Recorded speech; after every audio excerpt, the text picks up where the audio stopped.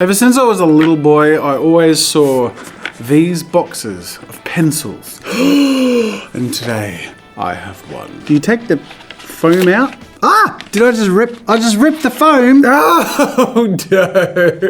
This is why I can't have nice things. G'day everyone, I'm JAZZA, and today I'm going to be playing with watercolor pencils. Now, I have played with watercolor pencils before without water.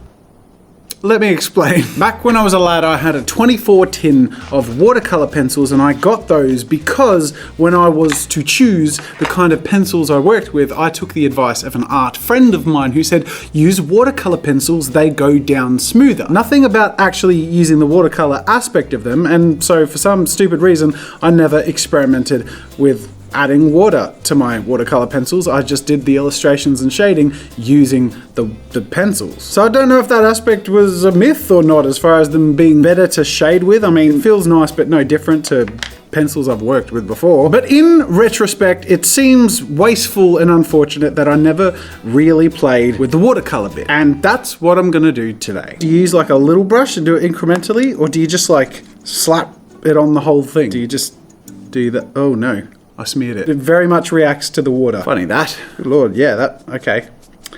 That got out of hand quickly. Let's start again and try to do something a little smoother. I'm also wondering what the go is with like line work and stuff. Like if I lay down a sketch and then just do an outline, if I shade it with the pencils and then do the watercolor thing, can I make it look neat and keep the line work, or am I supposed to do the watercolor first and add the water and then do the line work? I don't know. Today's going to be a day of discovery. Now again, I am actually pretty unclear as to the best way to do this. I don't know if layering is maybe the way to go. Like if you sort of do one or two colors at a time, add the water, let it dry, and then layer in on that. I'm a bit of a kinesthetic learner. Is that the term? Kinesthetic learning. Learning which takes place by students carrying out physical activities rather than listening to a lecture or watching demonstrations or reading instruction manuals. I'm a kinesthetic learner. Instructions? That's what my brain does when I try and read instructions. It also means I break more stuff in the process, but I feel like that's how I learn quickest, by just trying random shit. Oh my god, it's fluffy! That's not normal. This looks like curdled cheese. Oh, cheese. Yep, should have read these instructions. Alright, I'm pretty happy with that just as far as normal shading or just approaching it like I would with pencils. So let's apply some water and see how much of a difference it makes. I'll approach it a different way this time. I'll go a smaller brush. Let's start off in the shadow area here. Is it wet enough?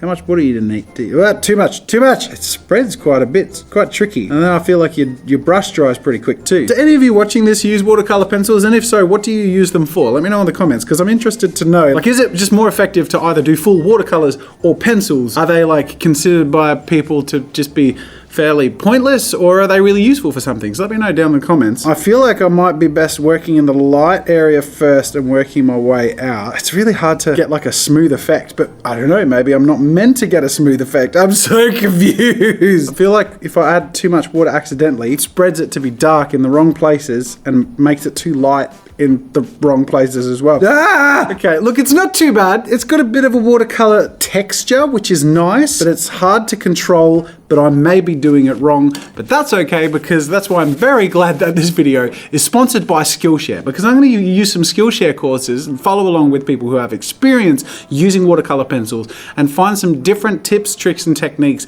that I can use and apply to get something more effective. Now, I think this is okay, like I don't know what I'm doing. It looks sort of cool, but I don't know what I'm doing. So using Skillshare and following along with some courses, which I will link in the description. If you haven't yet, go sign up to Skillshare. You can actually use Skillshare for free for 2 months using the link in the description. You can go and explore the over 30,000 classes available on Skillshare. The best thing about Skillshare is it's structured for learning. So if you actually want to learn a new skill or a medium, you can participate in class projects and get feedback from your teachers and fellow students on Skillshare. It's meant to be a place that you can actually create, learn kinesthetically like I personally like to, and get feedback as you develop. Go check it out, you won't regret it, and of course a huge thank you to Skillshare for sponsoring this video. I've looked up watercolor pencils and there's almost 300 different courses and results that touch on or use watercolor pencils, and I'm going to use maybe 2 or 3 myself that are sort of a beginner's guide and also cover different tips and tricks that I can apply to my experience in illustration and character design. I'll share that discovery process with you in this video, and we'll see what we come out with at the end of it. Today I followed 2 classes taught by Kate Amadio. She's a great teacher on Skillshare, by the way, and she has quite a few different classes on different mediums, and I found her watercolor pencil classes to be really helpful. Starting off with her class, Intro to Color Pencils, Watercolor Pencil Techniques. Starting off with a simple single color gradient, my first instinct of painting light to dark was correct. However,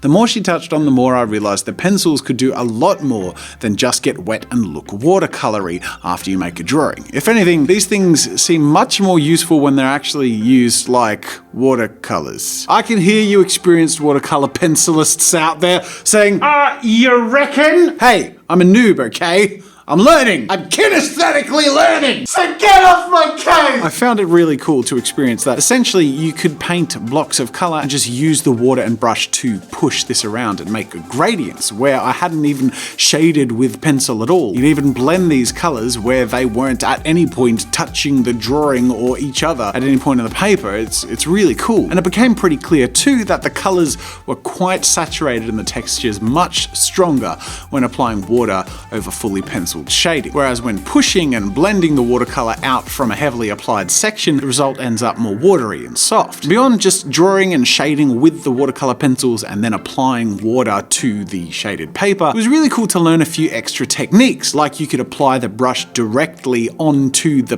pencil and then paint onto the paper with the brush exactly like you would with watercolors. In her class, she also showed a cool flicking technique where you can make spots almost like you're making a spray effect by flicking the brush against the pencil, holding it near the paper, almost like a blotchy aerosol effect. Really cool stuff. Anyways, after learning those techniques, I tried a bit more blending, using only 3 colors to create a color wheel of different hues to see how they all blend in pencil form and then with water. And then last but not least, I tried my attempt at a sphere one more time, but this time, having had a little more practice and having followed more classes showing the building up of layers, much like I learned how to do so with actual watercolors, and sort of refining my approach and confidence in general, I finally felt ready to set off on my own into an attempt of applying these techniques to an original piece, setting out into a whole new medium and to new worlds of creative adventure.